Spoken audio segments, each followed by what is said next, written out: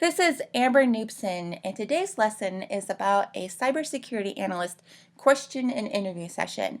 So I have put together a list of general interview questions that you may encounter in a cybersecurity interview, and I've compiled a list of answers that I have put down as well as taken from other cyber CI analysts in the field to give you an idea of some of the questions that may be asked and how to answer those questions. So usually the interview will start off with a general, just tell us about yourself question. And in this question, they want to know in your past employment whether or not you can do the current job. So show any relevant computer cyber experience that you can in telling about yourself that can relate to the current job that they're asking for.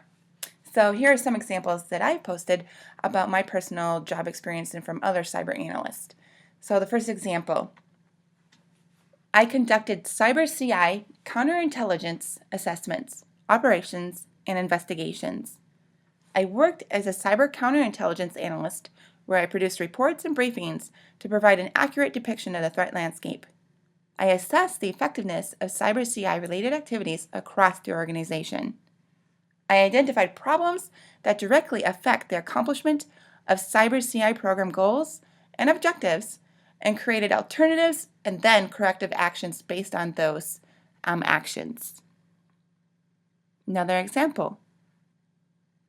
I developed and coordinated proactive cyber CI projects and activities to detect attempts by foreign intelligence services and their security services.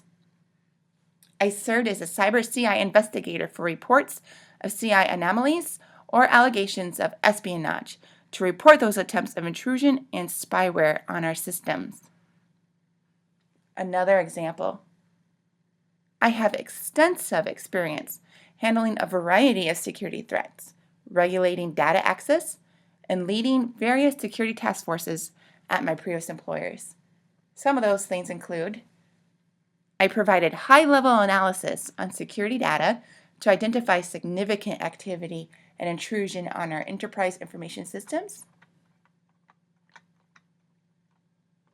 I stopped malware and spyware exploits by securing data transmission using encryption between the classified systems, SIPRnet and JREX. I utilized forensic malware tools. Those tools are Encase, FireEye, NetWitness, IDA, Pro, Helix, and Wireshark. I performed digital fingerprinting to determine foreign adversary and the actor behind the malware, spear, virus, phishing attacks, and correlated the data back with the intelligence community. Another example.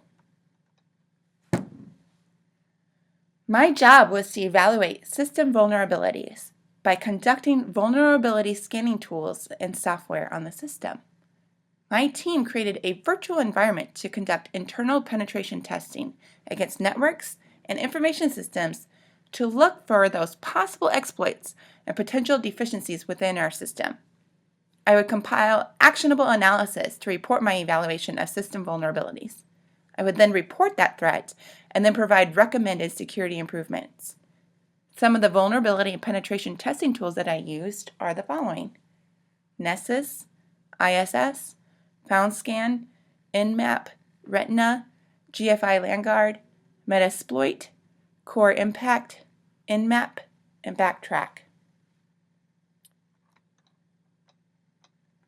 Another example, I provided security information management for Air Force information systems and networks. I provided oversight as a security officer to ensure that classified information was relayed with the proper classification markings and then properly transmitted using encryption methods. Another example, I provided security awareness training by conducting information assurance safety briefs to personnel to stop the unintentional cyber attack by well-meaning employees. Another example, I provided my organization with a risk management framework that provided guidance on how to implement information assurance best practices to stop cyber attacks before they occur, and guidance on how to restore affected systems. I strive to be a positive role model for security compliance.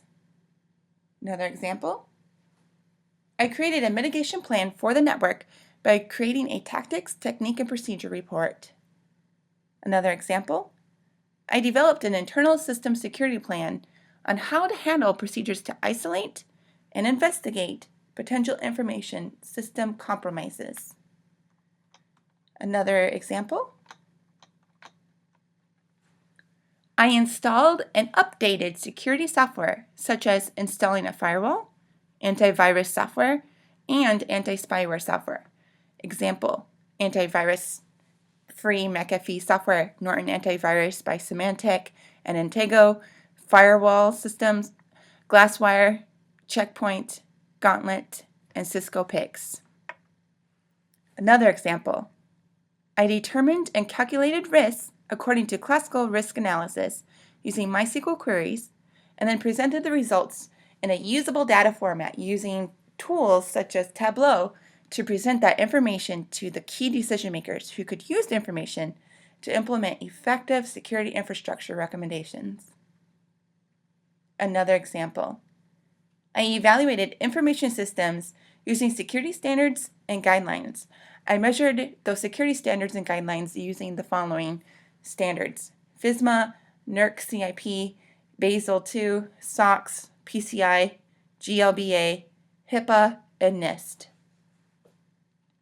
Another example, I monitored security logs from IDS, the Intrusion Detection System software application that monitors the network and systems for malicious activity or policy violations.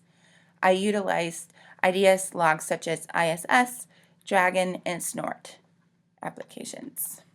Another example, I conducted data exfiltration and leakage assessment, the Advanced Persistent Threat, APT. So now getting into more general questions. Another area is, what is your strength? Answer. My strength lies in my ability to quickly assess and troubleshoot complex problems involving a wide variety of information systems. I am able to work independently on large-scale projects. I thrive under pressure in fast-paced environments. I believe in professional development, and I continuously strive to learn about new computer programs and security initiatives that are out there. I believe in teamwork. You are only as strong as your weakest link. Another interview question, why should we hire you? The answer, I'm a very dedicated project manager, and I will seek to implement effective enterprise-level security policies, standards, and procedures. I will be detailed and will examine and present the security project objectives and initiatives. It is my goal to make sure that the company's systems remain safe and protected. I strive to keep up to date on security trends and technologies. Another interview question, can you define cybersecurity? Answer. Cybersecurity is protection against attacks against the information system and the cyberspace around it. The term cybersecurity itself was coined in 1988 as a result of one of the first ever registered online viruses, the Morris worm. Interview question, how has the cyber landscape changed? The answer, information can be leaked anywhere at any time, and now is available online, such as WikiLeaks, where classified documents were put on the server. So greater cybersecurity protection is needed as this changing cyber landscape evolves in the 21st century. Interview question, what is the cloud? The answer, the cloud storage is where digital storage is stored on a server and owned by a hosting company. By storing data this way, your data is available anytime and anywhere. However, this is where the cybersecurity analyst would add to that and say, because you are not maintaining control of your data anymore and you're posting it and sending the information on a server that's hosted by another hosting company, you need to make sure that that information, when it's getting relayed, it's secure, and that the company that is hosting everything on the cloud for you is also secure and has effective security policies. Interview question, who is doing the hacking? Answer,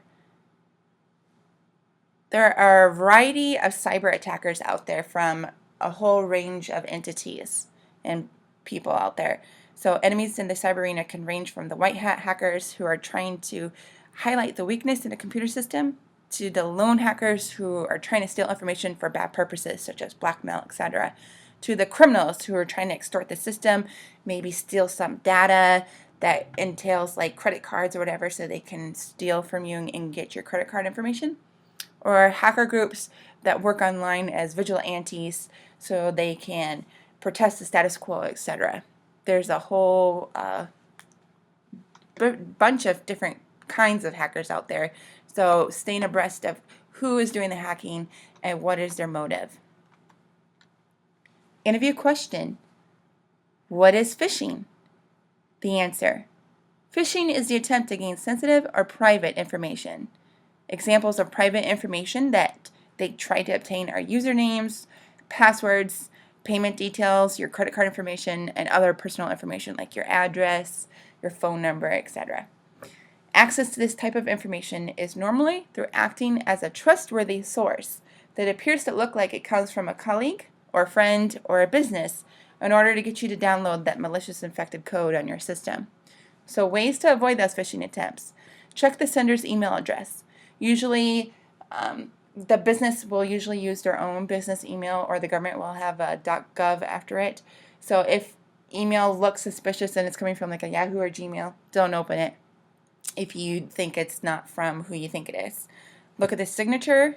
Avoid sending confidential information. Definitely do not send your social security number, etc., things like that. Do not enable macros. Make sure a document is safe before you download it. All different kinds of ways that you can take for security measures to avoid phishing attempts. Interview question: what is the difference between a virus, a worm, and a Trojan? The answer: a virus is a piece of software designed to infect a computer system. Viruses can self-replicate, and its purpose is to disrupt and deceive. A worm requires no interaction on the user's part to replicate and spread. The worm spreads itself and only needs a network to infect other programs and other computers. Trojans. Trojans are programs that present themselves as something useful, yet they contain a malicious payload. They require the user to mistakenly run an infected program. Spyware is often installed unwittingly by the user. So some things that we need to remember to combat these cyber attacks: cybersecurity infringement are crimes that target computer networks and those that use those networks to advance their own computer ends. So antivirus and anti-malware software, it is available with the goal of stopping unwanted operations. So antivirus software works by preventing malicious code from attacking a computer by recognizing the attack before it begins. It is also designed to stop an attack once it is in progress that could not be prevented, and it can repair damage done by the attack once the attack abates. The goal of anti-spyware software is to prevent unauthorized software from stealing information that is on a computer or being processed through the computer. You can do different things to secure the information, and things like you must secure a digital fingerprint. So do things like have a strong password, use a two-step verification process where you have a password and maybe also your thumbprint. Check a Wi-Fi network to make sure it's secure and that's password protected, etc. So combat cyber warfare in general. There are different recent bugs where code can infect a computer by spying on computers and taking control of the computer. So we must fight back and put in measures to stop those attacks. Interview question: what are the 3 basic tenets of information security? The answer: the 3 basic tenets of information security lie in the CIA triangle. C stands for confidentiality. Protect the information from the people who do not belong to have the information. I stands for integrity. Make sure information is available to people who need the information. A stands for availability. Make sure the data is correct. In essence, confidentiality, keeping the data secure; integrity, keeping the data intact; availability, keep the data accessible. What is the most common information security weakness inside an organization? The answer: most of the time, information security weakness occurs by well-meaning employees who make the organization at risk from outside attacks. So 90% of those security breaches happen as a result of human error. So I would provide security awareness training to train those employees so they are aware of information security and the measures they can take to stop some of those weaknesses within their own organization. Interview question: how are you going to stop our company from hacking? The answer is you simply can't stop it.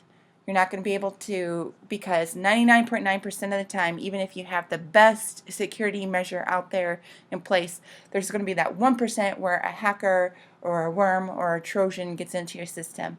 So what you want to do is manage that 1% once that's been penetrated in the system. So do different things like install firewalls, implement changes organization-wide that will enhance the security protocols that come from the top-down management. So maybe conduct network security, which includes protecting data from unauthorized access, protecting data from damage, and implementing policies for recovering data in case of those data losses. Interview question: what is the difference between the terms asset, risk, threat, and vulnerability? The answer: an asset is what you're trying to protect. So in essence, your information system, your computer and its network, etc. A threat is anything that can exploit a vulnerability, intentionally or accidentally, and obtain, damage, or destroy an asset. A threat is what we're trying to protect against. A vulnerability is weaknesses or gaps in a security program that can be exploited by threats to gain unauthorized access to an asset. A vulnerability is a weakness or a gap in our protection efforts. Lastly, risk: the potential for loss, damage, or destruction of an asset as a result of a threat exploiting a vulnerability is risk. Risk is the intersection of assets, threats, and vulnerabilities. So why is it important to understand the difference between these terms? If you don't understand the difference, you'll never, ever understand the true risk to assets. You see, when you're conducting a risk assessment, you should think of it with a formula like this: A plus T plus V equals R. That is, asset plus threat plus vulnerability equals risk. Risk is a function of threats exploiting those vulnerabilities to obtain damage or destroy assets. Thus, threats, actual, conceptual, or inherent, may exist, but if there are no vulnerabilities, then there's little no risk. Similarly, you can have a vulnerability, but if you know threat, then you have no risk. Interview question: what is the SDLC and how are the layers used? Answer: SDLC stands for the Systems Development Lifecycle, and it is defined by the U.S. Department of Justice as a software development process, although it is also a distinct process independent of software or other information technology considerations. It is used by systems analysts, a cybersecurity analyst, in order to develop an information system. So you, as the cyber analyst, will use the SDLC to include requirements, validation, training, user ownership through investigation, analysis, design, implementation, and maintenance. SDLC is also known as Information Systems Development, or the application development. An SDLC should result in a high-quality system that meets or exceeds customer expectations within time and cost estimates. It works effectively and efficiently in the current and planned information technology infrastructure, and is cheap to maintain and cost-effective to enhance. SDLC is a systems approach to problem solving and is made up of several phases, each comprised of multiple steps. So the 6 official phases are preliminary investigation, systems analysis, system design, systems development, systems implementation, systems maintenance, and those are the 6 official phases. So to wrap it all up, the systems development lifecycle, the SDLC, is a conceptual model used in project management that describes the stages involved in an information system development project, from an initial feasibility study through maintenance of the completed application into the final project. Interview question: what is a tracer route? A tracer route is a computer network diagnostic tool for displaying the route, the path, and measuring transit delays of packets across an Internet Protocol IP network. Interview question: how would tracer route help you find out where a breakdown in communication is? The answer: a tracer route, depending on the operating system, will allow you to exactly see what routers you are touching as you move along the chain of connections to your final destination. However, if you end up with a problem where you can't connect or can't ping to your final destination, a tracer route can help in that regard, as you can tell exactly where the chain of connections stop. So with this information, you can contact the correct people, whether it be your own firewall, your ISP, your destination's ISP, or somewhere in the middle. Interview question: what's the difference between symmetric and asymmetric encryption? The answer: symmetric encryption uses the same key to encrypt and decrypt. Symmetric is usually much faster, but it is difficult to implement most times due to the fact that you would have to transfer the key over an unencrypted channel. Asymmetric uses different keys for encryption and decryption. Therefore, many times an asymmetric connection will be established first, then send and create the symmetric connection. Interview question: what is SSL and why is it not enough when it comes to encryption? SSL stands for Secure Sockets Layer, and it is a standard security technology for establishing an encrypted link between the server and the client. Typically, that's the web server, a website, and a browser, or a mail server and a mail client, for instance, like Outlook. SSL is identity verification. It is not hard data encryption. In essence, it is designed to be able to prove that the person you're talking to on the other end is who they say they are. SSL and its big brother, known as TLS, are both used almost everywhere online. But the problem is, because of this, it is a big target and it's attacked via its implementation. So the heartbleed bug did this. And as a result, SSL can be stripped in certain circumstances. So additional protections for data in transit is a good idea. Interview question: what is a white hat? The term white hat in internet slang refers to an ethical computer hacker or a computer security expert who specializes in penetration testing and in other testing methodologies to ensure the security of an organization's information systems. Interview question: what is a black hat? A black hat hacker is a hacker who violates computer security for little reason beyond maliciousness or for personal gain. Interview question: what is a firewall? A firewall prevents connection between two or multiple sources. It basically blocks any incoming or outgoing traffic. Firewalls can be in software or hardware forms. Internet question: define protocol. The answer: a protocol is a set of rules that govern data communications. It represents an agreement between the communicating devices. Interview question: I will name the port number, and you name the corresponding service and protocol. HTTP, FTP, DNS, SMTP, HTTPS, and Telnet. So HTTP stands for Hypertext Transfer Protocol, and it is port 80. FTP stands for File Transfer Protocol. It is port 20. DNS stands for Domain Name Server. It is port 53. And SMTP stands for Simple Mail Transfer Protocol, and that is port 25. So HTTP, short for Hypertext Transfer Protocol, is the underlying protocol used by the World Wide Web, and this protocol defines how messages are formatted and transmitted, and what actions web servers and browsers should take in response to various commands. The File Transfer Protocol, the FTP, is the commonly used protocol for exchanging files over the internet. The DNS, the Domain Name Server, is an internet service that translates domain names into IP addresses. The SMTP, the Simple Mail Transfer Protocol, is a protocol for sending email messages between servers. How many TCP ports are there?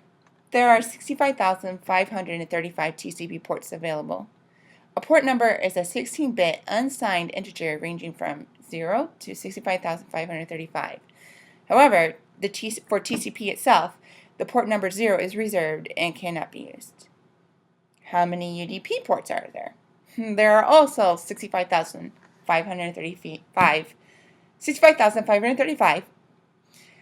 UDP ports available. When a program on your computer sends or receives data over the internet, it sends that data to an IP address and a specific port on the remote computer, and it receives the data on a usually random port on its own computer. UDP is built for speed with no startup or shutdown process, but it is less reliable than a TCP. UDP is suited for data that requires fast delivery and is not sensitive to packet loss.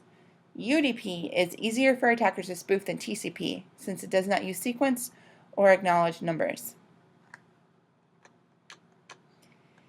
Interview question. Can you explain what the UDP is? UDP stands for User Datagram Protocol. UDP is constantly broadcasting a connection signal, which can allow for faster and faster connection speeds. Whereas this is what's different with TCP, you have to wait for that connection confirmation, which will take time. So UDP is great because it's fast. It sends out that data without consideration of what is receiving it. Interview question. List the key factors of protocol: syntax, semantics, and timing. Interview question. What is a TCP and an IP? A TCP is a transmission control protocol that deals with establishing a connection between computers before any data is being sent. It acts as the highway for data packets being sent back and forth used by various protocols like HTTP or FTP. TCP also sorts out data packets in receiving order. Interview question. Can you explain the difference between HTTP and HTTPS? Sure. The answer. HTTP stands for Hypertext Transfer Protocol, and it is used by a majority of websites as a means of transmitting website data, and it allows the use of hyperlinks. This protocol uses TCP port 80. HTTPS is the secure version of HTTP. It allows for identity verification and low-level encryption using TCP port 43. Name a type of routing protocol. Routing protocols learn about the internetwork in which they are connected and maintain a routing table to enable them to route packets. Different routing protocols are RIP, RIPv2, IGRP, EIGRP, and OSPF. Interview question.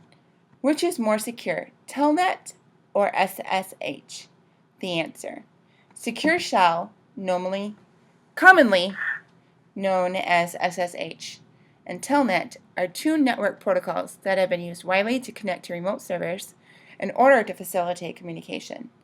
SSH offers security mechanisms that protect the user, while Telnet has no security measures, so it's not as safe. SSH, the secure shell, is a cryptographic network protocol for operating network services securely over an unsecured network. SSH allows for securing the remote login and file transfer. So often you'll hear analysts say, I'm SSHing into the box. Well, you SSH into a box that involves Linux. The SSH protocol itself is actually implemented on a wide variety of systems. It can use any system, though not by default on most Windows systems. So Windows itself will need a program like PuTTY, FileZilla, and other types of programs in order to use the window port that is available. And this will, in essence, allow the Windows user the same ease of use, connectivity to these devices as Linux users are able to have. The secure shell, the SSH protocol, is number 22, port 22, and the Telnet protocol is 23. What is DHCP? The answer, DHCP stands for Dynamic Host Configuration Protocol. The main function of DHCP is to handle the distribution of IP addresses on a network. The IP address assigned by the DHCP is a dynamic address, meaning that it is leased to you and then it is released dynamically.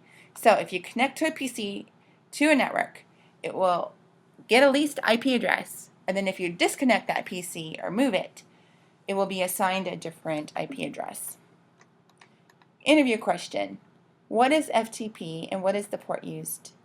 FTP stands for File Transfer Protocol, and it is used to transfer large files between computers with built-in ability to pause transfer of data. The ports used by FTP are 20 and 21. Interview question. How would you find out what a postcode means? The answer.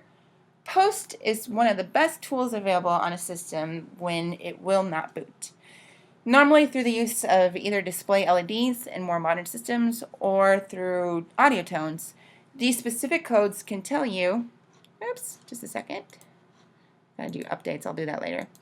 These specific codes can tell you what the system doesn't like about its current setup. Because of how rare these defects can be, however, though, unless you are on the tech bench day in and day out, you could reference materials such as the motherboard manual, and your search engine of choice will be a tremendous asset to you.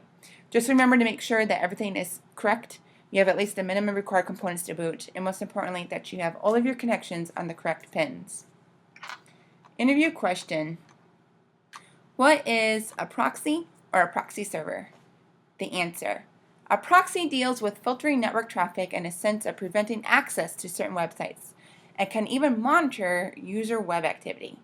So to put it simply, it can block certain websites from being accessed, and it can also act as a measure of hiding the true origin in its point of access. Interview question. What are the categories of networks? LAN stands for local area network, WAN stands for wide area network, MAN stands for metropolitan area network. Interview question. What is a VPN? A VPN stands for a virtual private network, and it allows users to create a secure connection over a public network such as the internet. Interview question. What are the layers of the OSI model? The 7 layers answer of the OSI model are 7 layers: physical, data link, network, transport, session, presentation, and application. Interview question. What is the job of the network layer? The answer. The job of the network layer is to deal with routing, switching, and transmitting data from one point to another. This layer is also responsible for error handling and packet sequencing. Interview question. What is the loopback IP address? The answer. The loopback IP address is 127.0.0.1. So as part of troubleshooting network connection issues, it is used to test a network interface card for functionality. So if you ping this IP address and it completes successfully, it means your hardware is A-OK. That's what you want to get. Interview question. You need to reset a password protected BIOS configuration. So what do you do? The answer. While BIOS itself has been superseded by UEFI, most systems will still follow that same configuration for how they keep the settings in its storage. So since BIOS itself is a pre-boot system, it's its own storage mechanism for its settings and preferences. So in the classic scenario, simply popping out the CMOS, the complementary metal oxide semiconductor battery, will be enough to have the memory storing these settings lose its power supply. So as a result, it will lose its settings. So at other times, you will still need a user jumper or a physical switch on the motherboard. And other times, you will need to actually remove the memory itself from the device and reprogram it in order to wipe it out. The simplest way by far, however, is this. If the BIOS has come from the factory with a default password enabled, try the word password. It's that easy. Interview question. What is XSS? The answer. XSS stands for cross-site scripting. It is a type of computer security vulnerability typically found in web applications. Cross-site scripting attacks are a case of code injection into the trusted site. XSS enables attackers to inject client-side scripts into web pages viewed by other users. A cross-site scripting vulnerability may be used by the attacker to bypass access controls such as the same origin policy. Cross-site scripting is the nightmare of JavaScript because JavaScript can run pages locally on the client system as opposed to running everything on the server side. So this can cause headaches for a programmer if variables can be changed directly on the client's web page. So there are a number of ways to protect against this, the easiest of which is input validation. Interview question: what are salted hashes? The answer: salt at its most fundamental level is random data. When a properly protected password system receives a new password, it will create a hash value for that password, create a new random salt value, and then store that combined value in its database. This helps defend against dictionary attacks and known hash attacks. For example, if a user uses the same password on two different systems, so even if they use the same hashing algorithm, they could end up with the same hash value. However, if even one of the systems uses salt with its hashes, the values will be different. Interview question: how would you judge if a remote server is running IIS or Apache? Answer: error messages sometimes give just the message that the server is running, and many times if the website administrator has not set up custom error pages for every site, it can give it away as simply as just entering a known bad address. Other times, just using Telnet can be enough to see how it will respond. Never underestimate the amount of information that can be gained by not getting the right answer, but by asking the right questions. Interview question: what is data protection in transit versus data protection at rest? The answer: when data is protected while it's just sitting there in its database or on its hard drive, it is at rest. On the other hand, while it's going from server to client, it is in transit. Many servers do one or the other: protected SQL databases, VPN connections, etc. There are not many that do both, primarily because of the extra drain on its resources. But it's still good practice to do both, however, even if it does take a bit longer. Interview question: what is the difference between a HIDS and a NIDS? Well, a HIDS and a NIDS are both intrusion detection systems. So a HIDS is a system that monitors important operating system files, and a NIDS is a system that analyzes incoming network traffic. A host intrusion detection system stands for HIDS. It monitors and analyzes the internals of a computer system as well as the network packets on its network interface. HIDS runs as a background utility in the same way an antivirus program does, for instance. NIDS stands for Network Intrusion Detection System, and it uses and sniffs packets as they go across the network, looking for things that aren't quite ordinary. So both systems have two basic variants: signature-based and anomaly-based. Signature-based is very much like an antivirus system, so it looks for known values of known bad things, while anomaly-based looks more for network traffic that it doesn't quite fit the usual pattern of the network. And that is the end of our question and interview session.